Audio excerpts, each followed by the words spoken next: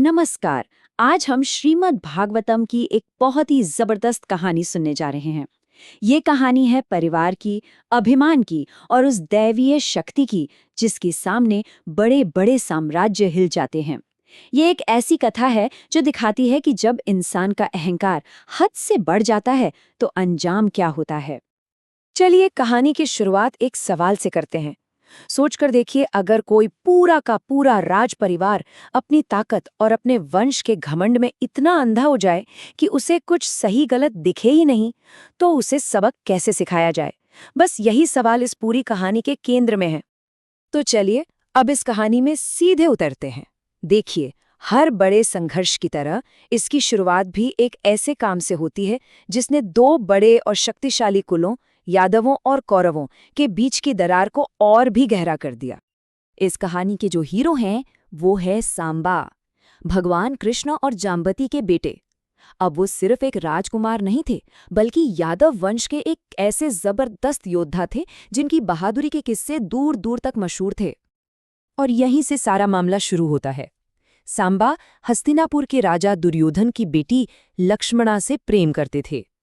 तो जब लक्ष्मणा का स्वयंवर रखा गया, मतलब वो समारोह जहां राजकुमारी अपना पति खुद चुनती है, तो सांबा ने एक बहुत ही दाध्य कदम उठाया। वो सीधे समारोह में गए और लक्ष्मणा को वहीं से उठा लिया। अब कौरवों के लिए ये एक खुली चुनौती और बहुत बड़ा अपमान था, जिसे वो सह नहीं सकते थे। कौरवों ने इसका जवाब बहुत तेजी से और पूरी ताकत से दिया। उन्होंने अपने 6 सबसे बड़े महारथियों को सांबा को पकड़ने के लिए भेज दिया। और इन 6 में कौन कौन थे? कर्ण और खुद दुर्योधन जैसे दिग्गज। तो सोचिए, एक तरफ अकेले सांबा और दूसरी तरफ 6 महान योद्धा। लेकिन सांबा ने भी हार नहीं मानी। वो एक शेर की तरह अकेले ही उन 6 के 6 योद्धाओं से भिड़ गए। उन्होंने एक एक करके सबके रथ तोड़ दिए, उनके घोड़ों को गिरा दिया और हर एक योद्धा को अपने बाणों से घायल कर दिया। उनकी बहादुरी ऐसी थी कि उनके दुश्मन भी देखकर हैरान थे और मन ही मन उनकी तारीफ कर रहे थे। फिर भी एक अकेला योद्धा 6 के सामने आखिर कब तक टिकता?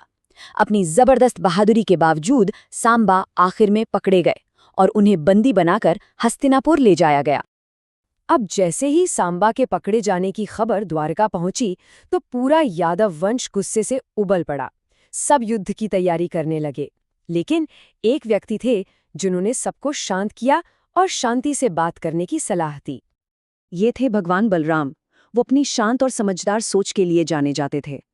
उन्होंने सबको समझाया कि देखो, कौरव और यादव एक ही परिवार का हिस्सा हैं और आपस में लड़ना ठीक नहीं होगा। इसलिए वो खुद शांति दूत बनकर हस्तिनापुर गए। उन्हें उम्मीद थी कि शायद बातचीत से मामला सुलझ जाएगा। हस्तिनापुर पहुंचकर बलराम का संदेश बिल्कुल सीधा और साफ था। उन्होंने यादवों के राजा उग्रसेन का आदेश सुनाया, सांबा और लक्ष्मणा को तुरंत छोड़ दो। ये कोई गुजारिश नहीं थी, ये एक आदेश था। और यहीं पर सारी की सारी कूटनीति फेल हो जाती है।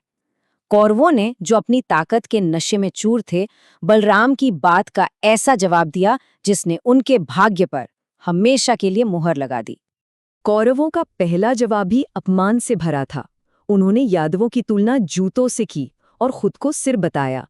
मतलब एक जूता सिर पर चढ़ने की कोशिश कर रहा है।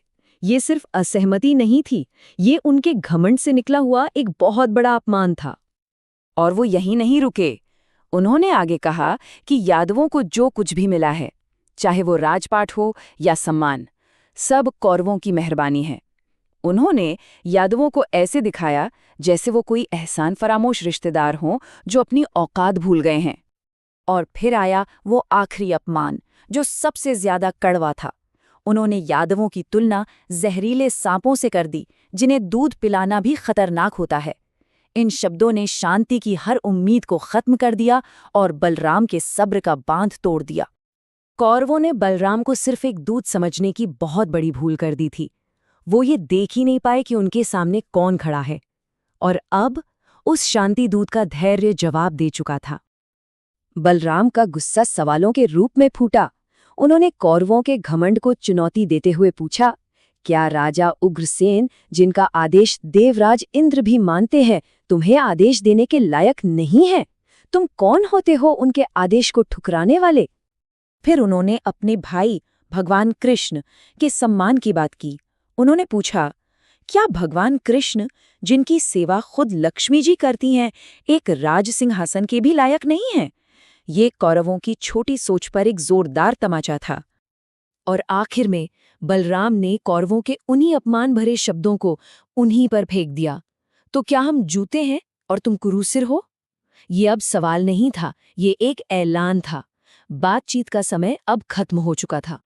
इसके बाद जो हुआ वो इतिहास की सबसे अविश्वसनीय घटनाओं में से एक है। बलराम ने सिर्फ कुछ घमंडी योद्धाओं को नहीं, बल्कि पूरे के पूरे शहर को सबक सिखाने का फैसला किया। अपने भयंकर गुस्से में बलराम ने अपना दिव्य हल उठाया, उसकी नोक को हस्तिनापुर की नींव में फंसाया और सचमुच पूरे शहर को अपनी ओर खींचना शुरू कर दिया। उनका इरादा था कि वो पूरे शहर को उठाकर गंगा नदी में डुबो देंगे। जरा उस खौफनाक मंजर की कल्पना कीजिए। एक पूरा शहर अपनी नींव से उखड़ रहा है, कांप रहा है और नदी में गिरने ही वाला है। कौरवों का सारा घमंड, सारा अहंकार एक सेकंड में हवा हो गया। उसकी जगह अब सिर्फ मौत का डर था। उन्होंने फौरन सांबा और लक्ष्मणा को आगे किया और बलराम से रहम की भीख मांगने लगे। उनका आत्मसमर्पण पूरी तरह से था। दुर्योधन ने अपनी बेटी के लिए इतना बड़ा दहेज दिया जिसकी कोई कल्पना भी नहीं कर सकता। 1200 विशाल हाथी, 1,20,000 घोड़े, 6,000 सोने के रथ और 1,000 दासियां। ये सिर्फ नंबर नहीं थे, ये उनके टूटे हुए घमंड का सबूत था। और इस घटना का असर सिर्फ इतिहास में नहीं बल्कि भूगोल में भी देखने को मिलता है। कहा जाता है कि आज भी हस्तिनापुर शहर का दक्षिणी हिस्सा थोड़ा ऊंचा और गंगा की तरफ झुका हुआ है। ये इस बात का एक स्थायी निशान है कि कैसे एक दिन एक देवता ने अपने परिवार के सम्मान के लिए एक पूरे शहर को हिला दिया था। तो आखिर में ये कहानी हमें इस एक सवाल के साथ छोड़ जाती है। कौरवों के लिए अहंकार की कीमत थी उनका पूरा शहर और उनका सम्मान। ये हमें एक बहुत बड़ी बात याद दिलाती है कि असली बड़प्पन ताकत के घमंड में नहीं, बल्कि सम्मान और विनम्रता में होता है। ये वाकई में सोचने वाली बात है।